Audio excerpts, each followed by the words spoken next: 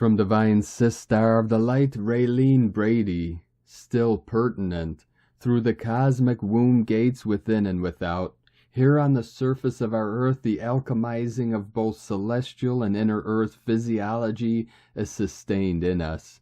Despite numerous attempts at meddling, the genetic template of this attainment is brought about by impeccable molecular bonding. This is the Siddhe, High Fae, elemental and Devic realms' role on dimensional earth.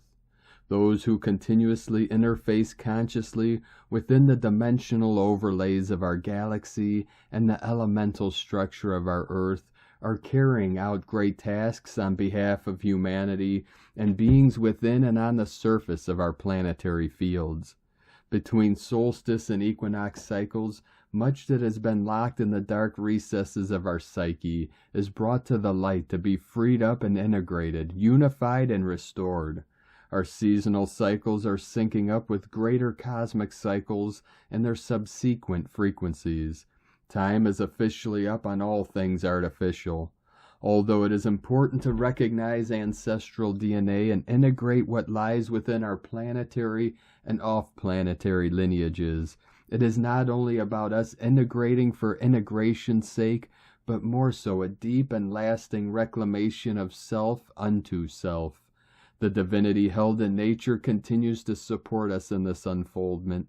For many, the AI overrides, shanghais, and inverts, covets this truly sublime connection with the natural world.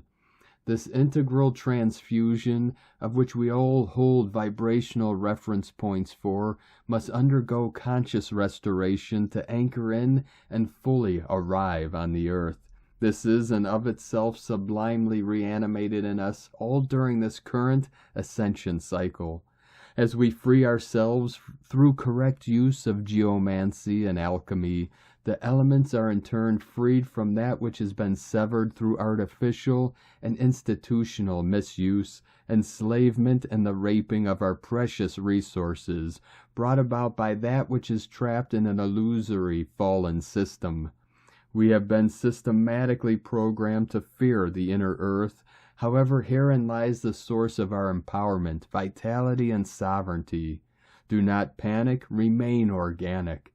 As we harmonize with 2D telluric currents, we enter into pure resonance with Gaia. This deep exchange of symbiosis revitalizes our innate relationship with the 2D telluric realms.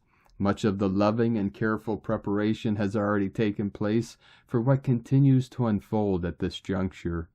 To ensure our ultimate success, we must, as individuals and a collective free will, choose to heed the call and accept the divinely orchestrated gifts laid before us.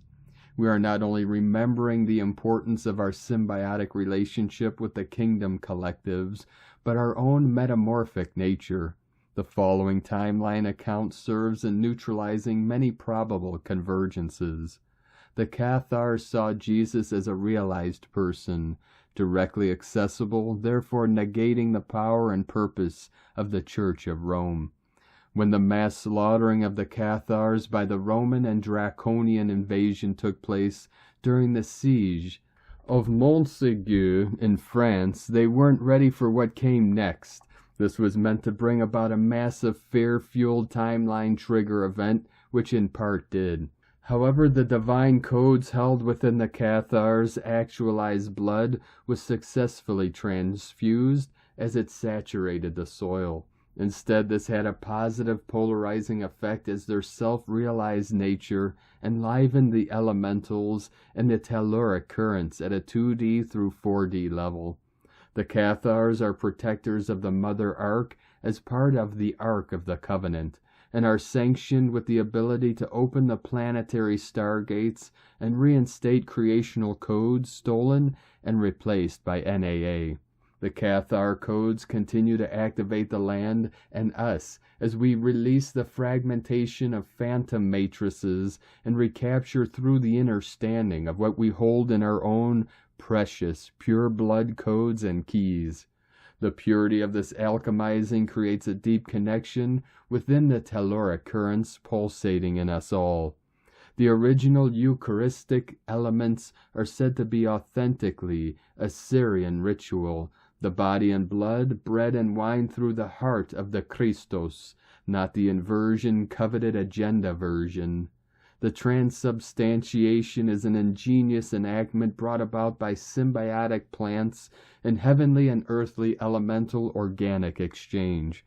Not all is as it seems, and although we are by no means completely out of the woods as yet, with the 3D trapping mechanisms playing out on the program screens of mental essence, nevertheless we can readily attune with this divine life-affirming sacrament. As we fully receive from the ocean of divine mercy, we restore the timelines and organic creatrix fields of Earth's sacred body.